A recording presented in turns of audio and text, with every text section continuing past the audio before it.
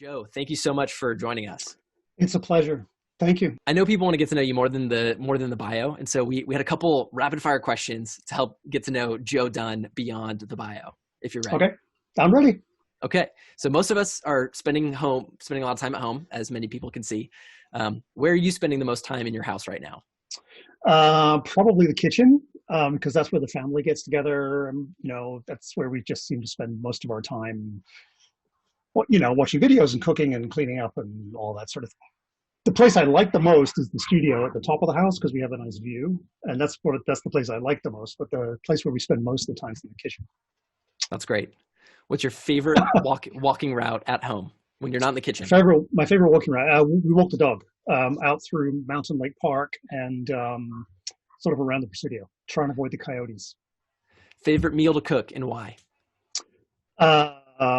Chicken in white wine and olive oil because it's simple and it's really tasty and it gives you an excuse to open a bottle of wine, which you can drink the rest of. Delicious. What has been the guilty pleasure that has helped you get through the last 2 months? I thought about that. You asked that before. Yeah, it's this series called Heroes. The first season, it must be 10 years old now. And I remember being totally fascinated when it came out. And then I saw bits of it again on YouTube. And I started watching it. And it's like, it's junk TV, but it's like absolutely compelling. And there are thousands of episodes. So I've been enjoying that. I love that show as well. That's great.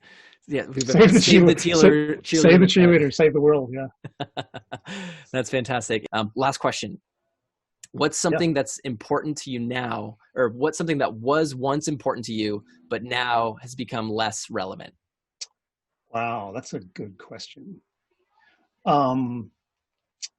This is going to sound sort of a little weak, maybe, but no, it doesn't. Being right. Being right. Yeah. I used to be just convinced about that.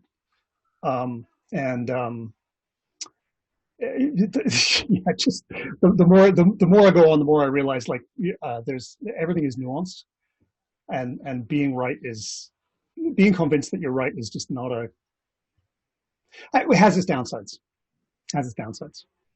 I would say quite a bit of my coaching actually is around that. Is around the beautiful, wonderful, smart people saying the problem is that people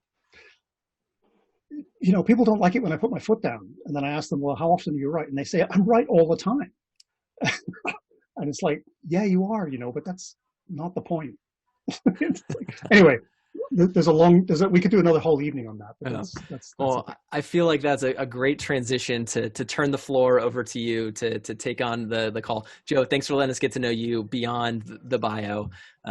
Kitchen, white wine and chicken, walking the dog, Heroes. There's a lot of people who are feeling a lot of nostalgia about Heroes. So thank you. The floor is now yours. Joe Dunn, welcome to the Engineering Leadership Community event. Thank you. And if you don't mind, as we discussed, I'm going to share some slides. I won't talk for very long, but these will help, I think, allow me to introduce the concept a little bit. So first of all, I'd like to start with a caveat, which is I have much more to learn here. So Audacity has been important to me. It's been close to my heart for most of my career, not least because it was very good to me in my career, something I was sort of naturally good at. But I can't say I fully understand it, and I can't say I have a fully complete framework for teaching it, learning it. It's a little bit like executive presence in the sense that it's important. Some people are just naturally sort of bent that way, but it's also a little difficult to capture, a little difficult to teach. So I used it a lot in my operational career. In my coaching, I've started teaching it the last 2 or 3 years. I've worked probably with two dozen or so, a couple of dozen of my clients with it. And I'm going to introduce a framework that I've used, but I'm very much in learning mode here too. So I'm looking forward to the conversation, which I'm sure will be extremely interesting and helpful and sounds sort of tricky. So that's the caveat. So having said that, I mentioned this has been important to me. And the first time I really noticed it as something that was part of my job was when I was talking to a friend of mine called Jill. And Jill didn't really understand what I did. She wasn't in the tech industry. And I'd just taken on a VP of engineering job for the first time. I was very sort of full of that. I thought it was great. And she was asking me, like, what is it you do? Like, what is so important about this job that you do? And I was explaining, like, oh, well, I organize things and I do project plans and I hire engineers and this and that. And she kept sort of rejecting those things as not being essential. She thought there was some essence that I wasn't getting to. And finally, I sort of blurted out this statement, which is, I get paid to stick my neck out. And I thought about it for a bit and I thought, yeah, that's probably right. I mean, I get paid for all the other stuff too, but there are these moments where I have to do something that requires me to just take a risk. And that seemed to be the essence of a large part of my job and kind of why that job was different from others.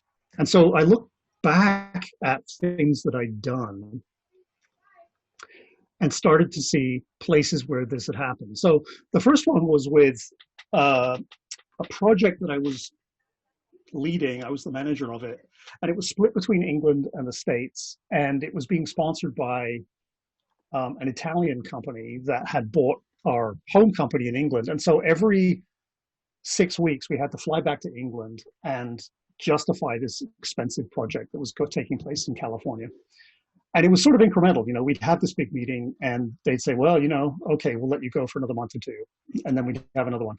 And we had a sort of come to Jesus meeting where the big guy from Italy was over, and he said with a very thick Italian accent, which I won't attempt to imitate, but it was kind of impressive at the time. He said, okay, so can you get a working beta that we can see by March 15th? And this was probably 5 months before that. And I think what he was expecting was, you know, there are these issues and those issues, and here's a probability, and we have reasonable confidence that, and statements like that. And I didn't even think about it. I just said yes. I said, yes, yeah, we'll get it done by March 15th. And there was this sort of ripple that went through the room where it was clear something had just happened. It was like we were committed now. And the effect of that was interesting. When I went back to California and described what had happened, we ended up being fully committed. We were like going to make the March 15th deadline. And we did. And that bought us another year. It sort of changed the situation from being this incremental, yeah, we'll think about it, we'll give you another few weeks, to, all right, we trust you guys, you can have another year, which was very important. Not least because my green card depended on that project. So there was a sort of personal issue here too. So that was one that I thought of. And then the second one was I joined the company, the startup down on Townsend Street in San Francisco that was going to become Macromedia. And when I joined, there was this product that was sitting there with nobody working on it. And so I poked around and I asked what was happening. And a couple of the engineers said, well, it just needs a couple of bugs fixing and it'll be good to go, you know? And so I talked to my boss and I said, you know, is this product that we could ship? And he said, no, it's dead. It's too buggy, it won't work. And so I said, well, just give me a month. Like, let's just try it. And he said, no. And so I got the two engineers on the phone. They were remote at that time. And we got like 2 weeks. And so we sat down and started crunching through the bugs, and the thing came up fine. And cut a long story short, we got the permission to go ahead and ship it. We shipped it. And it ended up being one of the flagship products that let us take that company public. And again, it was a time when the conventional thinking there was, yeah, that thing's dead. Like, there's no point in trying to resurrect it. And it was a mess, but it was a salvageable mess. And sticking my neck out and making it work just opened this entire realm of possibility. And the other thing was that once we did that, the engineers were stoked. Like, once we opened up the possibility that it could be shipped, the engineers who wanted to work on it were just super stoked. And then at a smaller scale, I was thinking about sitting in front of a young tech support engineer, or he wanted to be a tech support engineer. He was like 17 or 18. And he didn't have any technical background, but he was very passionate, had a great personality. I thought he was terrific. And so I tried to find out how his brain worked, really. So I asked him what he'd done that was technically hard, and he said, well, he gave a great rendition of taking his motorcycle apart and then fixing it and then putting it back together. And I thought, this is great. This guy's way outside the boundaries of who we're supposed to be hiring for this role. We should just hire him. And it worked. It worked out fine. He ended up leading the team in the end, actually, several years later. So those are some things I thought about how this was showing up in my work.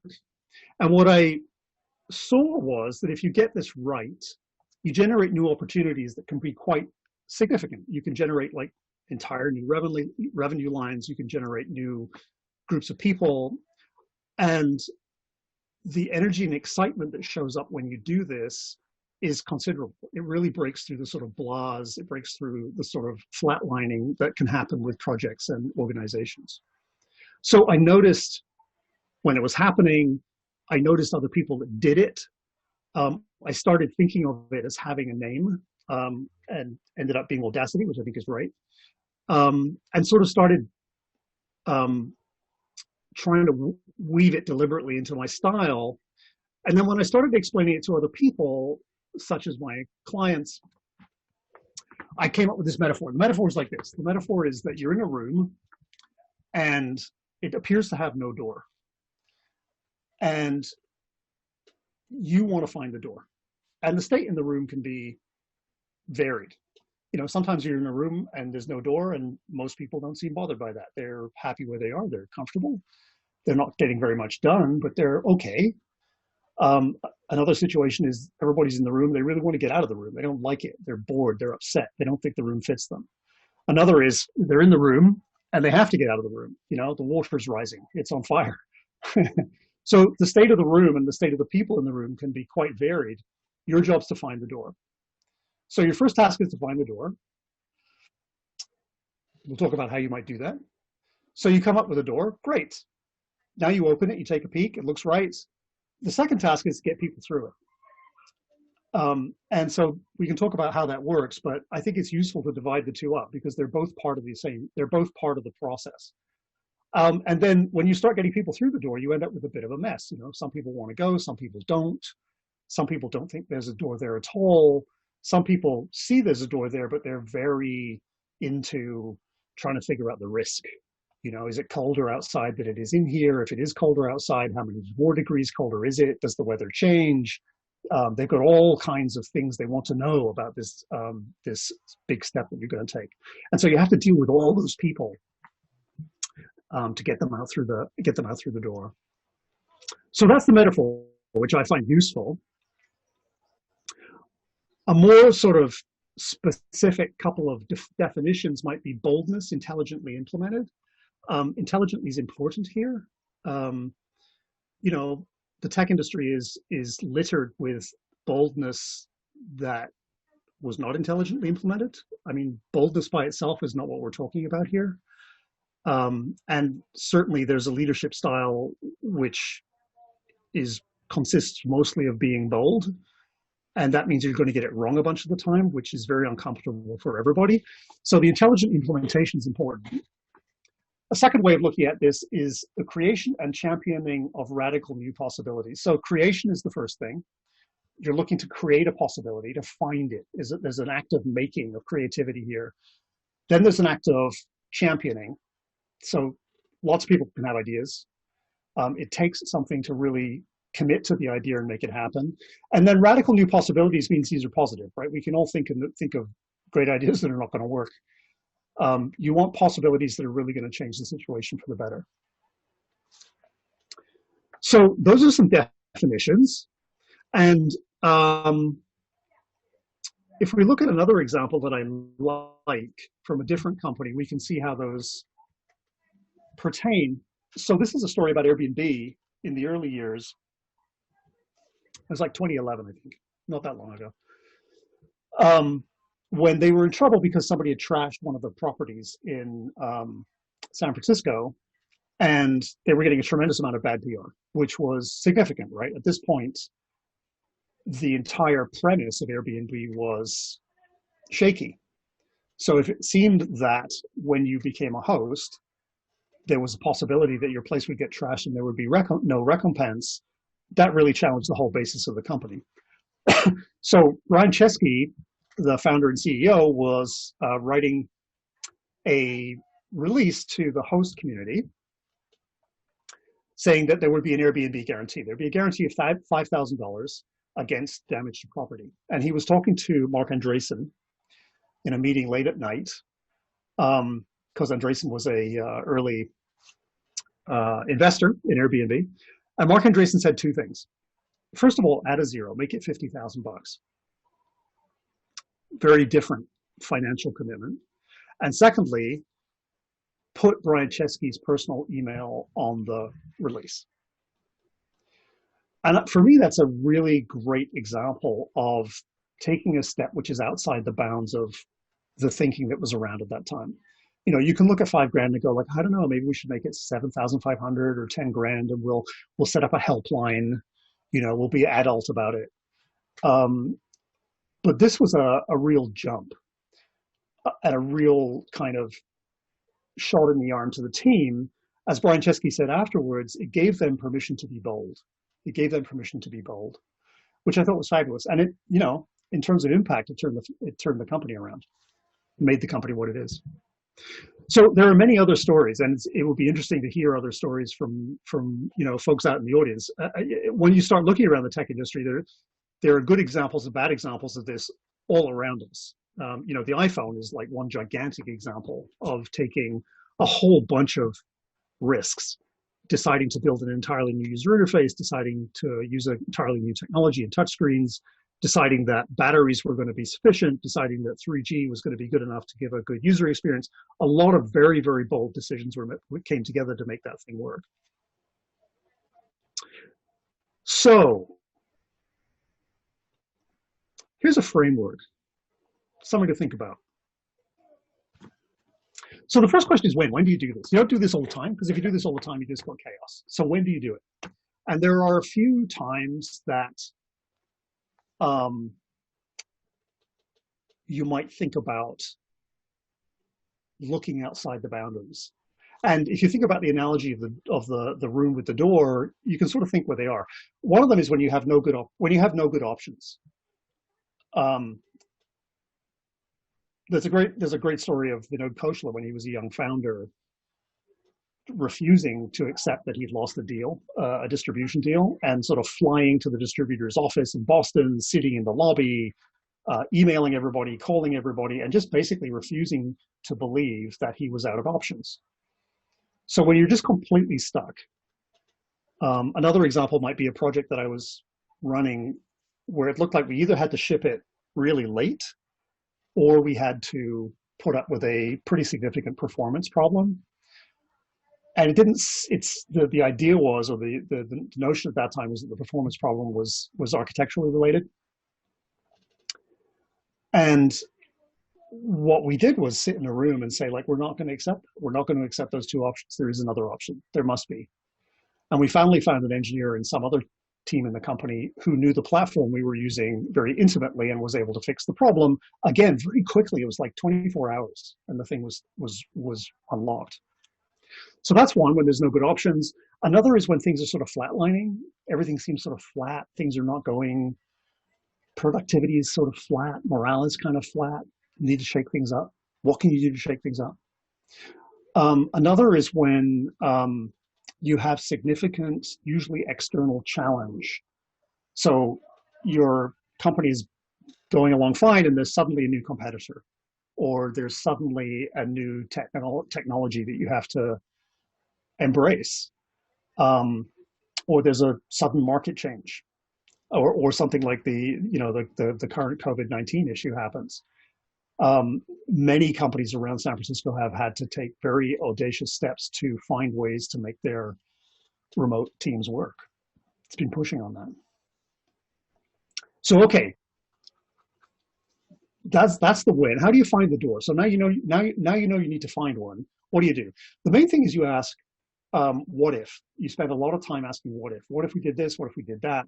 You adopt a very open mindset, but it's an open mindset that has a direction. So you're not open to absolutely everything. You're open to things that will get you in the direction you want to go. So I call that directed openness. And you're very optimistic that you're going to find something.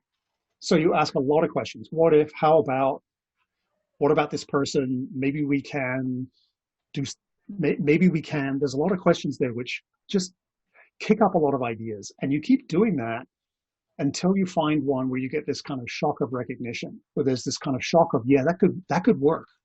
That could work. So it's a bit of a mysterious process. It's a creative process. And like any creative process, there's a lot of iteration, there's a lot of chaos, there's a lot of don't knows.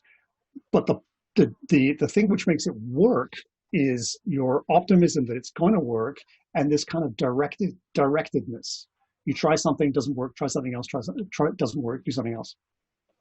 So finally, you've got to make it happen. So making it happen is a funny combination. It's kind of a combination of being a visionary and a storyteller and being a super manager, like being on top of everything. So the visionary part is quite well known in the tech industry. It's like the need for a reality distortion field. And you do really have to have a bit of a reality distortion field. You're doing something which is necessarily outside the bounds of current thinking. So you can't fully justify it, by giving a really strong rational reason. So you have to say, like, if we did this, the world would be different in this way. If we did this, our people would be better in this way. If we did this, here's the world as it will be. You have to, very deliberately adopt a sort of visionary stance. And then, in addition, you have to be a super manager. So, the finance guy is going to want, or the finance person is going to want a spreadsheet. You got to do a spreadsheet. Somebody's going to say, like, what about this group? This group, if you do this with your group, this group's going to be unhappy. Okay, how do you manage that? How do you take care of their concerns? Your boss is going to, or the board is going to say, well, what about the risks? So, okay, you've got to have a story about the risks. So you've got to be competent. You've got to sort of display this confident, I'm going to get it done. All the I's are dotted and the T's are crossed, even if they're not. So it's a funny dual kind of role you have to take. And it's outside the bounds of a usual management sort of mindset. Usual management, I would characterize the usual management mindset as being a little bit skeptical, a little bit risk averse, very sort of into making things predictable, into making things a little bit safe. That's your job, and it's necessary to do that. This is the situation where you're making things unsafe. You're shaking things up. You're causing some risk, and so you have to manage it. So that's all I've got to talk about. It's a very quick bounce through the issues and bounce through the framework. There's some lovely failure modes that we can talk about. I have some splendid failures to share. You can check out, if you check out the course on this link, and I'm sure Jerry will send out the link also. There's a sort of a much longer expanded version of this there, and it'll let you do some reflections and so on. So I do encourage you to take a look at that. Otherwise, that's my starting pitch. I would love to hear from the rest of you, and I'd love to talk it through. Thank you, Joe, for the high level introduction to the framework that you've developed. I think what we're going to be transitioning to for everybody tuning in, we have a couple members of our community that have some specific challenges that they're dealing with, and we're going to bring them up to be able to be in conversation with Joe to figure out, how does this apply to this context? How can I be effective here, or try this differently? So we're going to be able to spend about 20 minutes or so with a number of different participants and members of our community live. If you want, there's a good one here about failures. Yeah, if you want to jump in and talk about that right away. So I've got a bunch. You don't get to do this a lot without stubbing your toe. So I did an augmented reality startup 10 years ago, and it was just wrong. And I would say that it was audacious in the sense it took a year of my life. It wasn't audacious in the sense I didn't get lots of funding and blow a huge ton of money, but it had the characteristics of one of the failure modes, which is believing your own story. So part of building a reality distortion field is like developing a really strong story. And I had a very strong story around augmented reality, which I can tell you all about at some point. But it was just wrong. It was just the technology wasn't there yet. Um, and it, I was able to get some engineers very excited about it.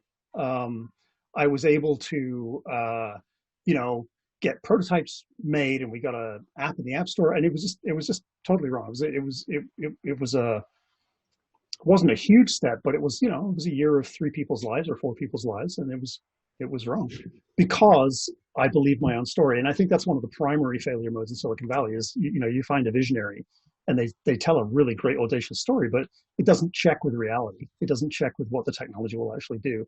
And I think somebody asked, can you qualify the intelligent criteria? Um, there's something I would say that, for example, the iPhone is an intelligent, audacious leap.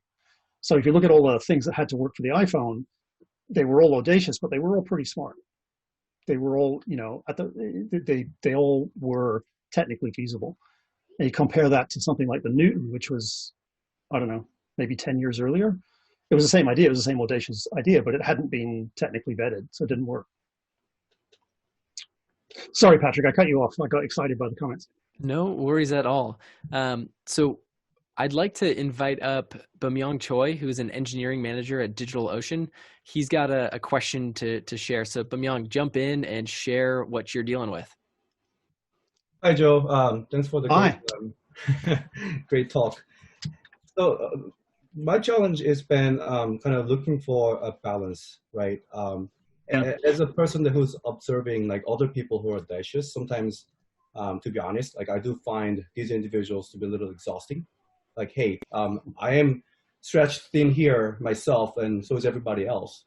And your effort or your push for whatever it is kind of beyond our control, and then it's exhausting, right? So whenever I kind of think about that, and whenever I kind of identify an opportunity for me to be audacious, that's kind of what's stopping me, right? Like I don't want to be a burden to another team. I understand the resources, and I understand where the funding is and whatnot, right?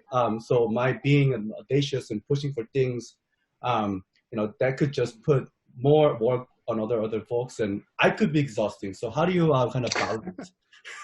Yeah. So I'm going to be contentious and say I don't think you do. I mean, one of the things that happens here is you do break stuff. Like you're deliberately trying to break stuff when you're making this kind of move. And I think that's one of the things that prevents people from doing it in various different ways. I mean, in the way you've described is you don't want to be exhausting for other people, which is excellent. You don't want to cause pressure on other people. Some people don't like the idea of uncertainty and chaos, and so they don't make the move. But the whole point of this is to break some stuff, and I don't think it's possible. I mean, it may be possible to do that without disrupting other people, but it probably isn't. And so what I would say is like you're going to break stuff, and so that's where the super manager part comes in, right? You sort of go like, I'm going to break this stuff. As a super manager, I'm going to do my very best to mitigate the problems, but they're going to happen. And secondly, I would say like one of the other failure modes of this is the one you're describing, where of just doing it all the time, because I mean, that's not what I'm talking about. Like when you're in the steady state, this happens with entrepreneurs a lot. CEO entrepreneurs, where you're ticking along nicely, you've got all your OKRs in place, it's all great, and the CEO goes like, oh, I talked to this customer, I've had this great idea, let's like throw everything up in the air. And sometimes it's right, and usually not. So that's what I would say. Thank you. Yeah, you're welcome. I'm glad you're being sensitive to other people, by the way. That's good. So next person we have coming up is Prashant Bala. He's an engineering manager at Facebook. Prashant, jump on in and share what you got. Hey, Joe. Yeah. So I really definitely relate to that philosophy of kind of ask for forgiveness and, permission, not permission. My team actually, when I basically, we took on this 100 million goal, and to a lot of people like seemed like impossible, and somehow like we still managed to do it. I think my question to you is, for someone that's working in an organization when you take on some of these audacious goals, that then becomes kind of the new norm. And your team is capable of doing it, but then it also expands your scope from there on, right? And the expectations raised from there. And I'm pretty sure it's similar to say startup when you say you can deliver this by this timeline, and suddenly that's sort of what your board expects, right? And so how do you manage that in terms of you can go through this exercise, and as you said, it's not sustainable as the expectations keep raising, right? And you set an audacious goal and you hit it, and maybe it took a Herculean effort to actually get there. But then that becomes the new norm. How do you kind of balance that and do it sustainably? Right. So again, my answer to that is this is part of the super manager part. So the way I think about it is when you do something audacious like that, you create a mess, and then you manage the mess. And part of managing the mess is setting it up so it's sustainable. I mean, that's part of the job. I mean, if the way you do this is if the way you manage your Audacity is by doing these kind of one-off, super projects, you end up just burning everybody out. And there are organizations where you do set one audacious goal and everybody makes it, and then they have like a weekend off and everybody, has a little party and everything. And then it's like, okay, now we're going to do 250 million. And then you start again. And that's, that's just not sustainable. I mean, this is, the audacious move it's a special case. It's not an everything situation. So I guess hence the need to be a sort of super manager, understand that you're creating a mess and then restructure it so it is sustainable. So it is a kind of thing which you can keep doing. We're going to transition to Q&A in a second, but before we transition to the chat, I wanted to give one more opportunity for Bumyong or Prashanth to share any follow-up questions with anything that got shared. I had one follow-up question, which is sort of, in the nature of being bold, and you do this set of what ifs, right? And you arrive at a potential conclusion on what you want to do, and say you can lead your middle management, or say your boss disagrees with that step, right?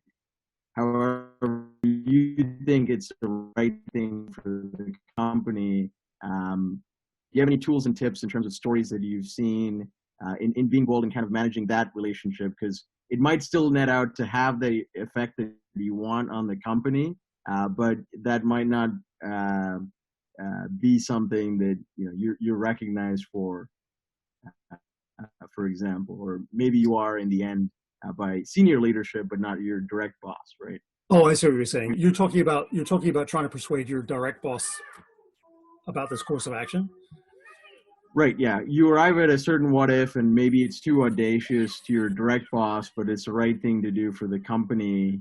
And you want to sign up for this in order to then, again, you're signing up for this hoping that you would get to that final state that then, gives you recognition through senior leadership. Right. So a bunch of things. Skunkworks projects so you can prove it. Showing something is way better than talking about it. So, just put a couple of people on it and do the first 10% and make a really nice, I don't know what kind of work you're doing, but like some kind of really nice demo. That works great. A lot of storytelling. This is going to sound ridiculous, but like wear your boss down. You project confidence that it's going to work. Find out what your boss wants. I mean, one of the great rules of managing up is your boss is a human being, it turns out, in the end. And what do they want? Like, what turns them on? What do they value in the work? Is it advancement? Is it money? Is it seeing something beautiful? Is it running a stable organization? Is it culture? And then how does this thing fit into their world? Because it may be that what you see the value of this is not quite what they see. Right. I was actually doing this exercise with a client about a week ago, and he's a very audacious guy. He's an ex-Navy SEAL sort of person, and and he has a board member who's a finance person, and he was describing this thing he wants to do with this company, and I was like, "Yes, great, you know, it's exciting." And then it hadn't occurred to him that the finance guy doesn't think like that. You know, he just doesn't. Like, he has no real, you know, the thing that you're building doesn't speak to his soul. You know, what speaks to his soul is a beautiful spreadsheet, you know, is a beautiful business plan. And so my client was like, "Oh, okay, so that's what he needs. Like, we need to give him a business plan. And okay, the business plan is going to have holes in it because we don't know if this is going to work, but that's what he wants to see. Like, he wants to see upside and return." And so anyway, that gives you an idea about some places to go with it.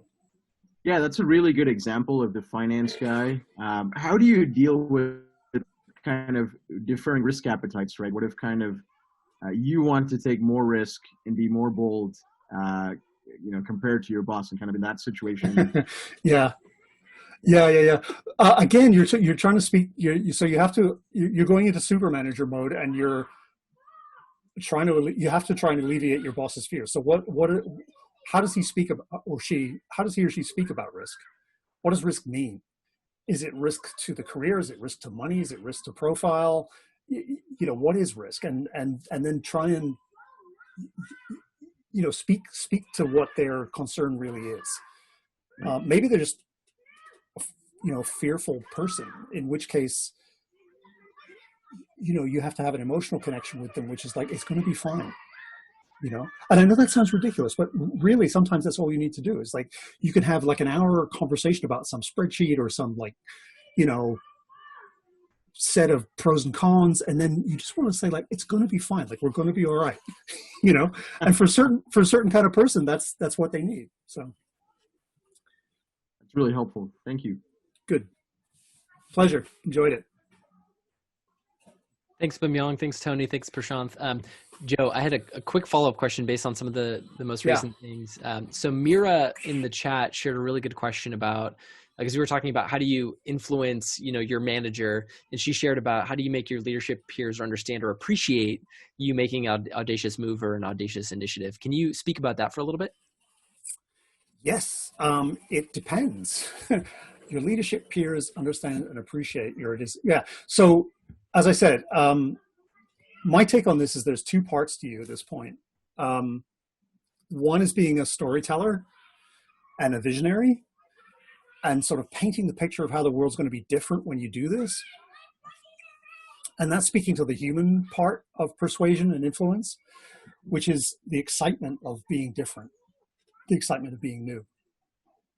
And then the second part, as we were talking about in the previous example, is sort of being a super manager. It's you know, some people want to see spreadsheets. They want to see risk profiles. They want to see all that stuff. So, you know, you generate that to the degree that you can. So those are the two, I guess the way I answer this is those are the two personas. I don't know about the techniques, where you tell the stories or how you tell the stories, whether you do it in a meeting, presentation, one-on-one. It's going to depend on the forum and the people. But you need to be thinking in both, thinking in both ways. You need to be thinking both as a kind of person who's constructing an alternative reality, and as somebody who's showing the competence that the thing's actually going to happen. The last part of this question is, how do you make sure they understand and appreciate it? I don't know you can.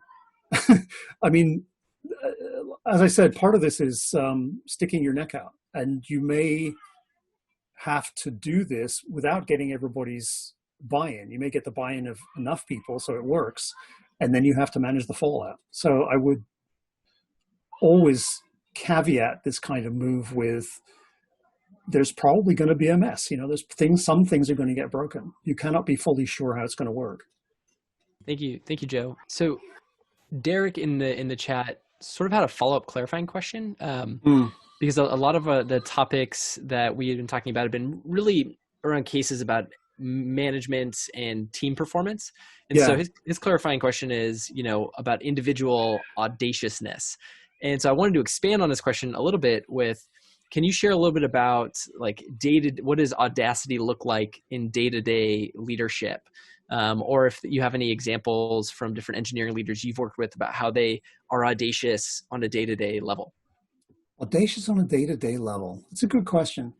I would say it comes about in interpersonal interactions a lot. So I would say, for example, being willing to enter into difficult conversations. That's a very significant one. A lot of my clients are audacious in a bunch of ways, but when it comes to sitting down and having a difficult conversation with somebody that they, is disrupting the team, or sitting down and having a difficult conversation with their boss. Here's a good one. I was talking to a client this morning who's having trouble with their boss's boss. Their boss's boss is very sort of mercurial and changes his mind a lot and throws things up in the air.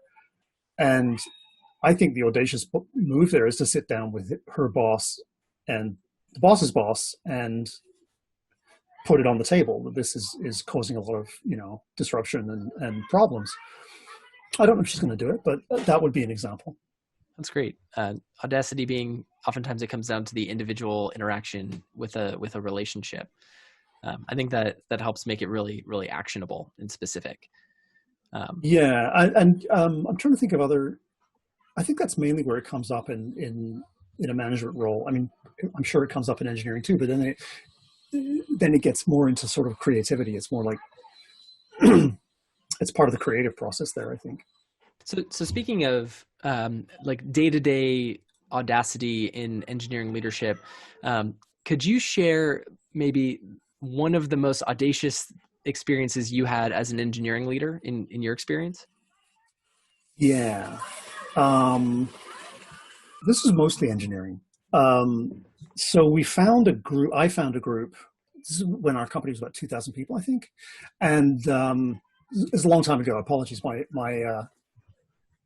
Some of my stories are going to be quite old. This is quite old. So we found a group that was like doing this amazing, so we were a tools company, Macromedia was a tools company. And we found a group of about, 6 or 7 people who were doing this really good content. And 2 of us, myself and my colleague Norm, sort of said, well, if you took that and you applied the traffic that we get to that group, we could make a business out of it. So we did. So like I said, we're a tools company, not a content company. So we took that group, we took the traffic group, we put them together. We ended up engineering an entire sort of interactive game site, which ended up as Addicting Games in the 2000s, I guess. So that was one. I'm not sure it's quite exactly an engineering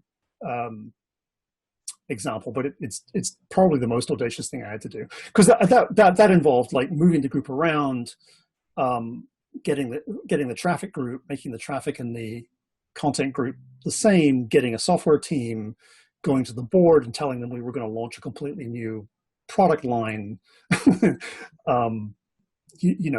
defending the idea that there was profit in a content group. I mean, lots and lots of stuff had to happen there.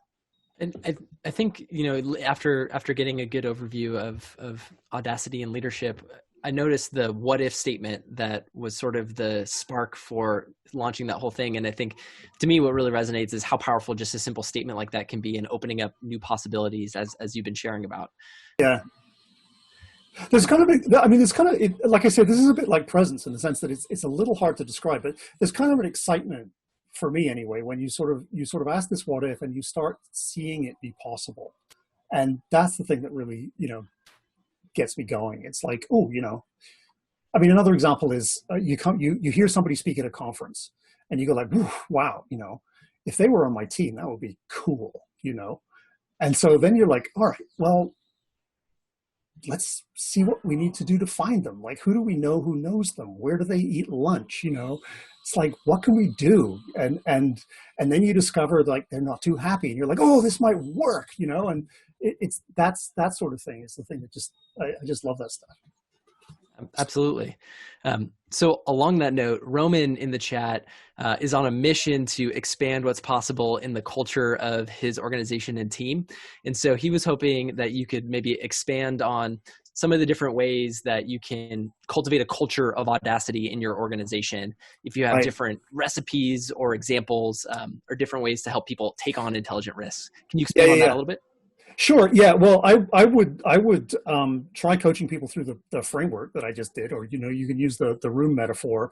And my recipe for culture generally is a few steps. So one is you make it really clear what you want. So you say what it is you want and you repeat it a lot. And maybe audacity is the word you want. Maybe you have your own word for it. Maybe you have your own metaphor. Maybe it's jumping off cliffs or skydiving, or I don't know, but you have your own phrase for what it is you want, and you repeat it just endlessly, until people are sick of hearing it. You tell stories about it. So when somebody does something that's along those lines, you tell a story about it. So you do that at meetings, you do that on chat. You create rituals around it. So somebody does something audacious.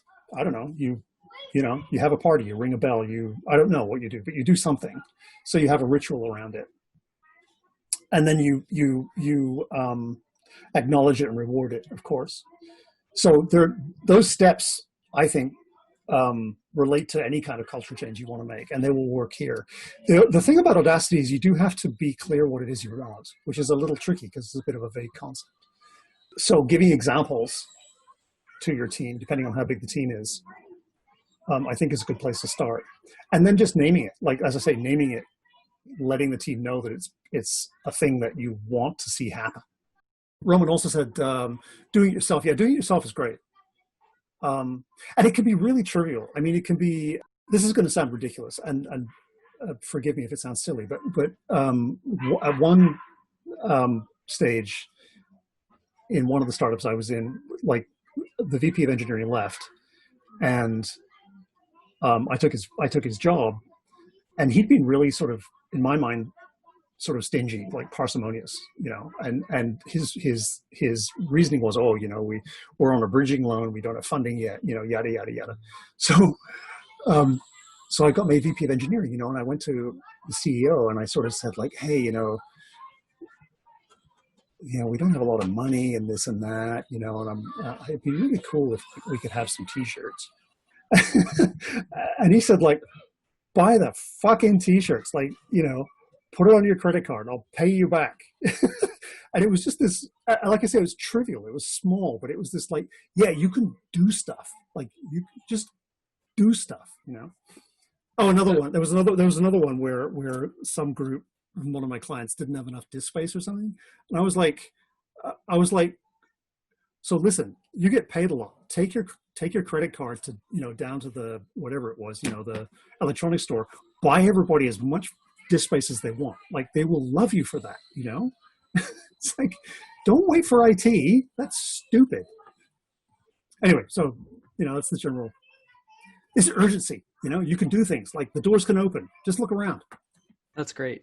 So in the Q&A, we have Chandra. She just sent a question in. If there's an audacious path that seems right, but there's not enough buy-in from key stakeholders, do you have any anecdotes you can share of how you've dealt with those situations? Yeah, it depends on the stakeholders. It depends on the stakeholders. So this gets back to the reality distortion field versus the super manager stuff. So it really depends on who the stakeholders are and what they want. Some of the stakeholders are going to want a degree of certainty, and for those people, you need to get as certain as you can, but you can't get them certainty. So you have to be as upfront as possible as with what you've got. Some of them will respond to the emotional pull of the stories that you tell and the sort of pictures that you paint. I mean, for the example with the content group that I talked about, our CFO he was very into like, okay, what's the model for this thing? And how does this change our perception in the market? And what can you tell me about the reliability of content, revenue streams? And some of those things I had answers for, and some of them I was like, I don't know. Like, this is the whole point, right? So I would be as clear as I could about what we had and as clear as I could about what was unknown. And then other parts, like the board, for example, when we did the board presentation, they were totally into the vision. Like my board presentation was all like, there's this brave new world. We're going to be a binary company. Content is the future. It's going to, blow up our valuation. It was all of that groovy stuff. So very different modes for the two sets of people. And then I would also say, well, the question is quite good because this is key stakeholders. Yeah, so if they're key stakeholders, you have to get them on board. So specifically how I've dealt with those situations, with the rational people, it's mostly one-on-one. So CFO type person, you sit down one-on-one, you have, you're projecting lots of competence, lots of ability to get it done, lots of knowing your stuff. And then with other stakeholders, it's like full-on presentation mode. Like the future is going to be unicorns and rainbows and, it's going to rain money. It's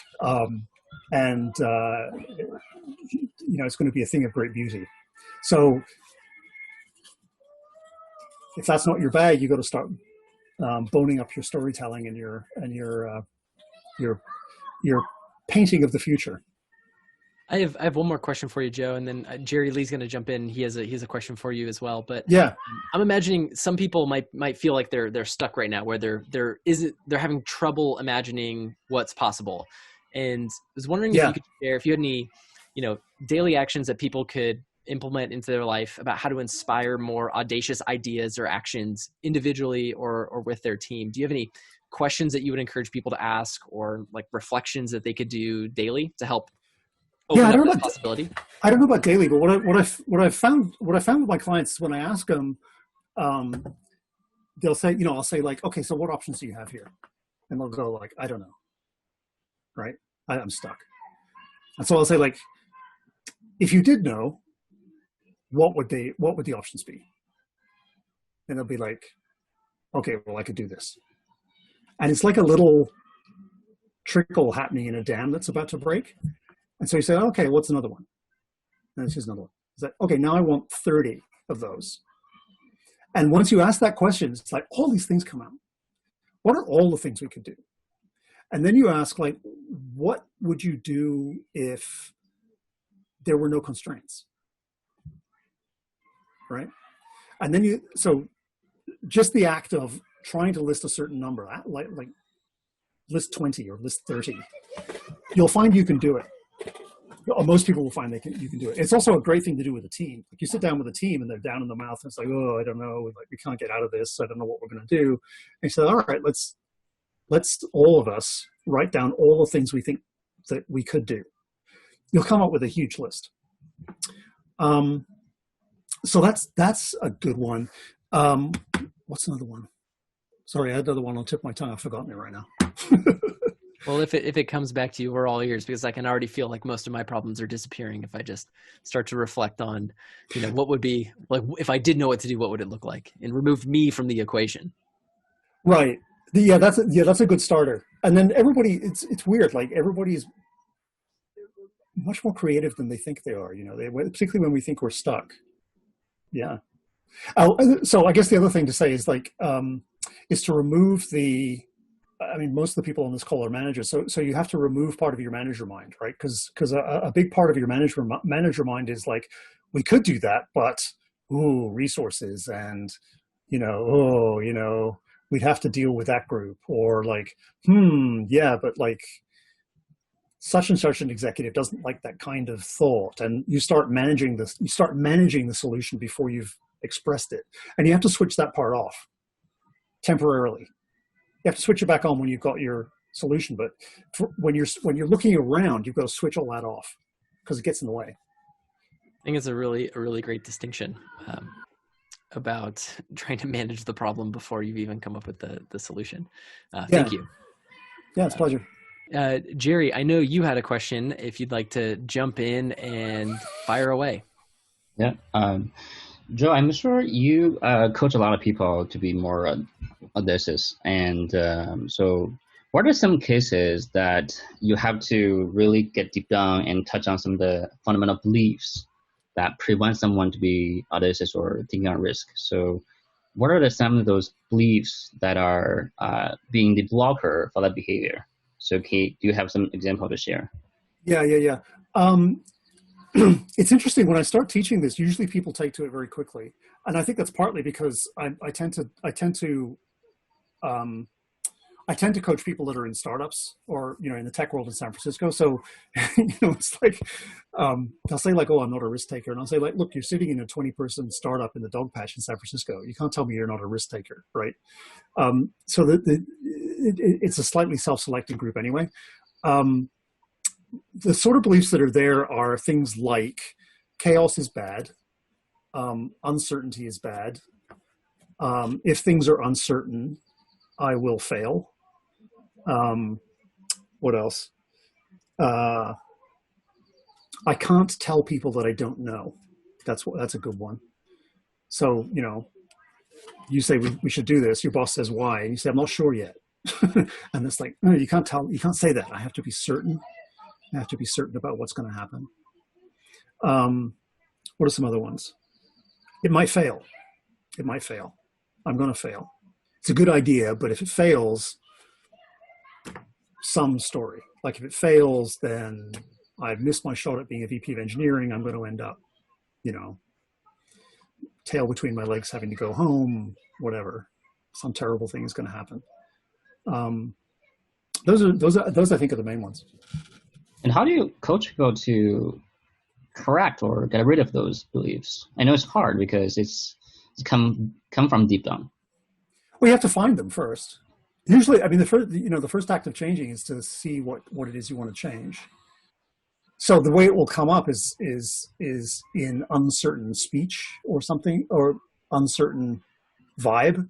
So, we'll do the thing of like writing down 10 things you could do or 20 things you could do. And then the conversation will sort of close in a little bit. And it'll be like, oh yeah, but I don't know, And so then you start asking questions like, what's happening? What are you feeling? I'm feeling uncertain. What's uncertain? I'm feeling fearful. What are you fearful of? And then we start digging in. And so, yeah, asking those questions, taking the time. Yep. And once you've seen it, once somebody's seen it, they can work with it a bit. So when they start getting uncertain, they can go like, oh yeah, I've seen this fear. I can just put that fear aside for a little bit and move forward. It sounds simple. It can take a while. Yeah, how do you exactly do that? Put the fear aside for a moment and do something about it. And I think this probably is a muscle you can exercise over time and get stronger. But how do you help people to make the first step? Right. Well, studying Zen Buddhism for like 30 years is good. That'll work. Failing that, I joke, but that's kind of what mindfulness is about, is learning to see these reactions and being able to let them go when they happen. And it's probably outside the scope of this call, but that's what mindfulness is about. You see this thing arise, you see this fear arise, and you're not attached to it. You don't let it consume you.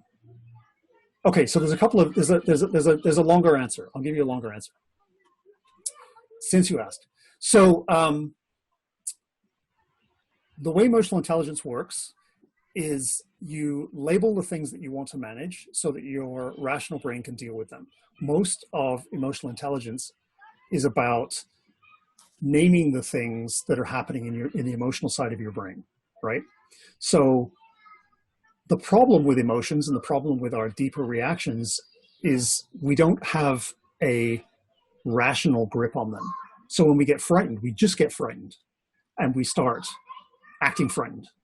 We don't have any way where we can think, oh, I'm frightened. When I'm frightened, I do stupid stuff, so I should do X. So a huge amount, so what emotional intelligence is about is being able to say like, oh, is being able to label it and say, I'm frightened of chaos. Once you've labeled it, you can then use your rational brain to go, I'm frightened of chaos. When I'm frightened of chaos, I can do this action. I can breathe. I can remind myself that there is no chaos. I can take another path. I don't have to do that. I don't have to do my standard reaction. So that's a longer answer to the kind of things you end up doing. A follow-up question on that is, so as a coach, you have all the permission you need to have those conversations with people.